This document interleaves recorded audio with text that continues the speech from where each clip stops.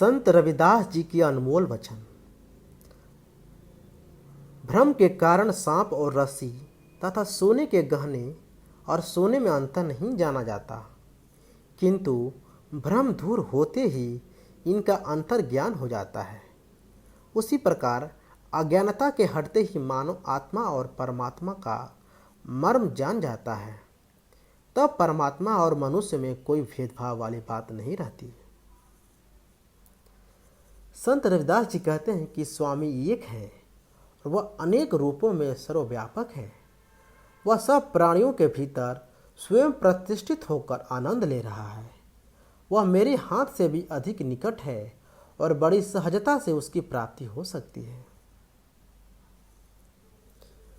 संत रविदास जी कहते हैं कि जैसे हवा के कारण सागर में बड़ी बड़ी लहरें उठती हैं और फिर सागर में ही समा जाती है, उनका अलग अलग अस्तित्व नहीं होता, इसी प्रकार परमात्मा के बिना मानव का भी कोई अस्तित्व नहीं है।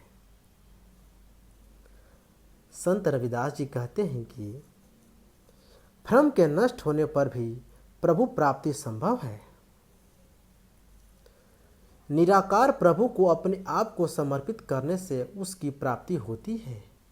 पूजा की सभी वस्तुएं सांसारिक है। संत रविदास जी कहते हैं कि यह 5 तत्व रूपी मिट्टी का पुतला मनुष्य मोह माया में फंसकर संसारिक कार्यकलापों में नाच रहा है। यह मोह माया का प्रभाव में फंसकर देखता है, सुनता है, बोलता है और दौड़ता है। संत रविदास जी कहते हैं कि मोह माया में फंसा जीव भटकता रहता है।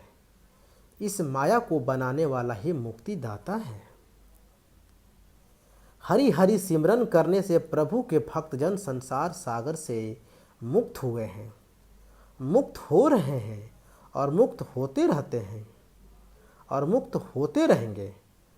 परमात्मा का हरि नाम हृदय को उज्जवल करने वाला है। संत रविदास जी कहते हैं कि हरि सिमरन से भव सागर पार होता है। इस लोक में भी हरि नाम जीव आत्मा का एकमात्र सहारा है। संत रविदास जी कहते हैं कि नाम अमृत से राम धन मिलता है।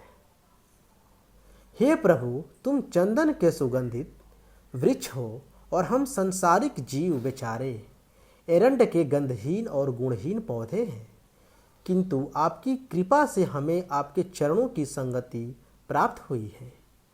आपकी सुगंध हमारे अंदर बस गई है। अब हम नीच गंधहीन पौधे से ऊंचे सुगंध युक्त वृक्ष हो गए हैं।